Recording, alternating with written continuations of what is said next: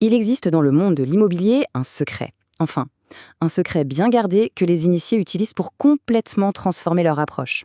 C'est une méthode qui est puissante, souvent un peu méconnue, mais qui est redoutablement efficace. Et aujourd'hui, on va décortiquer ça ensemble.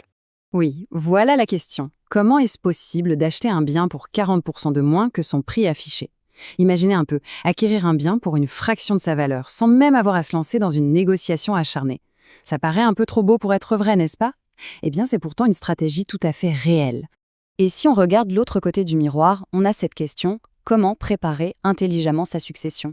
Comment s'assurer que ses proches soient à l'abri, tout en gardant son cadre de vie et, cerise sur le gâteau, en allégeant considérablement la facture fiscale? Eh bien, la réponse à ces deux grandes questions, c'est la même. Allez, on plonge dans le vif du sujet. Le secret, en fait, ce n'est pas de diviser les murs d'une maison, mais de diviser les droits de propriété eux-mêmes. Alors, en temps normal, quand on parle d'être propriétaire, on parle de ce qu'on appelle la pleine propriété. C'est le package complet, quoi.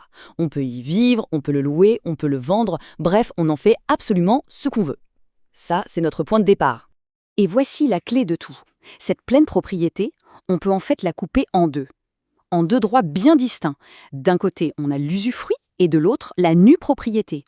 C'est vraiment cette équation qui est au cœur de toute la stratégie. Et bien sûr, les deux morceaux, une fois qu'on les réunit, reforment le tout. Et cette image, franchement, c'est la meilleure métaphore pour que tout devienne limpide. L'usufruitier, c'est celui qui a le droit de profiter des fruits. Ces fruits, ça peut être les loyers si le bien est loué, ou tout simplement le droit d'y habiter. Le nu propriétaire, lui, il possède l'arbre, c'est-à-dire la structure, le capital, qui va continuer à prendre de la valeur avec le temps. Bon, alors, qui sont les acteurs dans cette histoire? Qui fait quoi?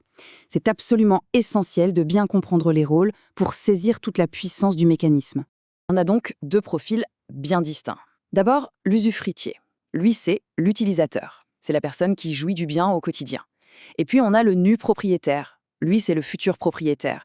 Il possède les murs, oui, mais sa pleine jouissance est, disons, mise en attente. C'est un propriétaire qui doit être patient.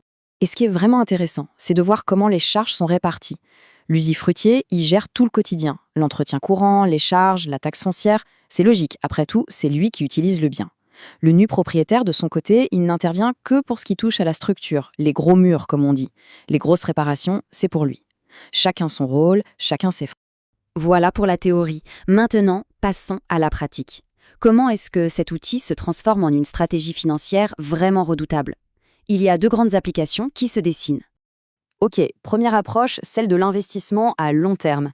L'idée est toute simple, on achète aujourd'hui ce qui deviendra la pleine propriété plus tard, mais on l'achète à un prix très très fortement réduit.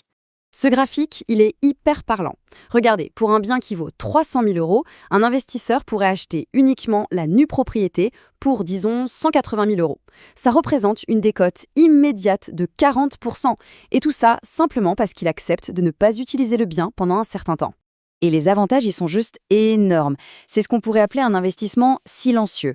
Pas de locataire à gérer, donc pas de tracas, pas de revenus fonciers à déclarer, donc pas d'impôt dessus, pas de charges de copro à payer au quotidien, c'est de la capitalisation à l'état pur. Et à la fin, on récupère 100% du bien de manière automatique et sans aucun frais supplémentaire.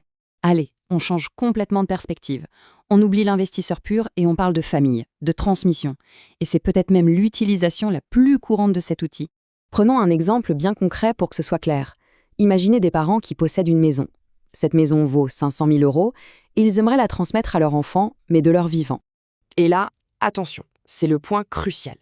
S'ils décident de donner uniquement la nue propriété, les droits de donation ne seront pas calculés sur les 500 000 euros de la valeur totale. Non, ils seront calculés sur une valeur décotée.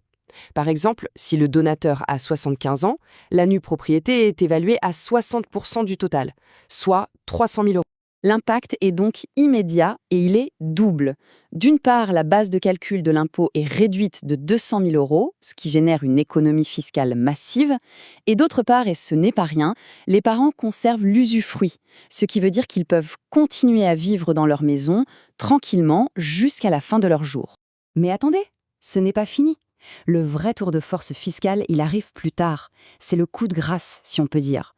Au décès des parents, l'enfant, qui était déjà nu propriétaire, récupère la pleine propriété, sans payer un seul euro de droits de succession supplémentaires. L'usufruit s'éteint, c'est tout.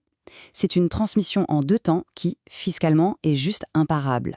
Donc pour résumer tout ça, on a bien 2 philosophies, 2 buts qui sont très différents, mais qui utilisent un seul et même outil, un outil qui est incroyablement flexible. D'un côté, on a l'investisseur.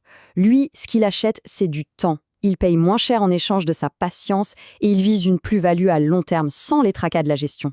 De l'autre côté, on a la famille. Elle cherche à transmettre un capital. Elle veut donner de manière intelligente en réduisant la fiscalité au maximum sans pour autant se déposséder de l'usage du bien. Alors, au final, si on devait retenir une seule chose, quelle serait l'idée centrale à emporter de tout ça? Le démembrement de propriété, ce n'est vraiment pas qu'un concept juridique un peu abstrait. C'est une véritable boîte à outils financière extrêmement concrète et précise. C'est un levier puissant pour tous ceux qui pensent à demain, que ce soit pour leur propre patrimoine ou pour celui de leurs proches.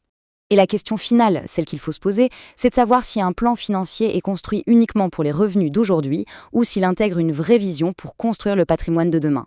C'est vraiment la réflexion fondamentale à laquelle cet outil nous invite.